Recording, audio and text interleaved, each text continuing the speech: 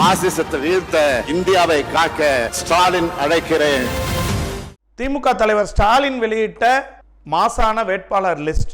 திமுகவில் எப்பொழுதும் பழையவர்களுக்கே தான் மீண்டும் எம்பி சீட் என்ற கணக்கை இப்பொழுது கணக்கச்சிதமாக முடித்து வைத்திருக்கிறார் ஸ்டாலினும் உதயநிதி ஸ்டாலினும். ஏனென்றால் இந்த முறை திமுகவில் 11 புதுமுகங்கள், 10 சிட்டிங் எம்பிகளுக்கு மீண்டும் சீட், இதோடு 3 பெண் வேட்பாளர்கள் போட்டியிடுகிறார்கள்.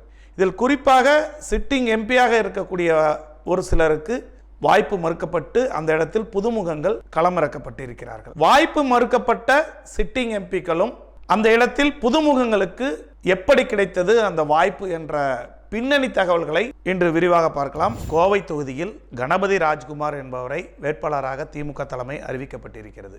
இதில் உறுதியாக மகேந்திரன் அவர்களோ அல்லது பொங்கலூர் பழனிசாமியின் மருமகன் டாக்டர் கோகுல் அவர்களோ போட்டியிடுவார் என்று லிஸ்ட் இருந்த நிலையில் மகேந்திரன் அவர்களுக்கு உடல்நலக் குறைவானாலும் அவர் செட்டியார் சமூகத்தை சார்ந்தவர் என்பதனாலும் டாக்டர் கோகுல் பொறுத்தவரை அந்த குடும்பத்திற்கு வேண்டிய அளவிற்கு திமுக தலைமை செய்துவிட்டது என்பதனாலும் செந்தில் பாலாஜி அவர்கள் சிறையிலிருந்தே கொங்கு மண்டலத்தை வேலை செய்திருக்கிறார் என்பதை நிரூபித்து காட்டியிருக்கிறார் கணபதி ராஜ்குமாரை அறிவித்ததினால். இந்த கணபதி ராஜ்குமார் வேலுமணியின் வளர்ப்பு, வேலுமணியின் தளபதியாக இருந்து கோவையின் மேயராக இருந்திருக்கிறார். அப்பேற்பட்ட கணபதி ராஜ்குமார் மிகுந்த செல்வந்தர். முல்லை முள்ளால் எடுக்க வேண்டும் என்ற அரசியல் கணக்கு செந்தில் பாலாஜிக்கு நன்கு தெரியும். ஆதலால் வேலுமணியை அடிக்க வேலுமணியின் தளபதிகள் ஒருத்தரையே உதயசூரியன் சின்னத்தில் இறக்கியிருக்கிறார். சிறையிலிருந்தே தனது சித்து விளையாட்டுகளை செந்தில் பாலாஜி சாதித்து காட்டியிருக்கிறார். நாம் எல்லாம் யார் வேட்பாளர் என்று லிஸ்ட் வைத்திருந்தோமோ அந்த லிஸ்ட் பேரே வராத ஒருவரை அறிவித்திருக்கிறார். இதுதான் செந்தில் பாலாஜியின் ஸ்டைல். கொங்கு மண்டலத்தில் செந்தில் பாலாஜி இல்லை, அதனால் வெற்றி முகம் நமக்குத்தான் என்று எடப்பாடியும் வேலுமணியும் தங்கமணியும் போட்டு வைத்திருந்த கணக்கை சிறையிலிருந்து தவிடுபடியாக்கி இருக்கிறார் செந்தில் பாலாஜி என்றுதான் கோவை மாநகரே அரசியல் களங்களும் அரசியல் வல்லுநர்களும் பத்திரிகையாளர்களும் கூறிக்கொண்டிருக்கிறார்கள்.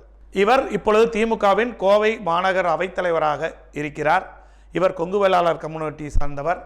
இங்கு கோவை தொகுதியில் பாஜகவின் தீவிர கண்காணிப்பில் இந்த தொகுதி இருக்க போகிறது.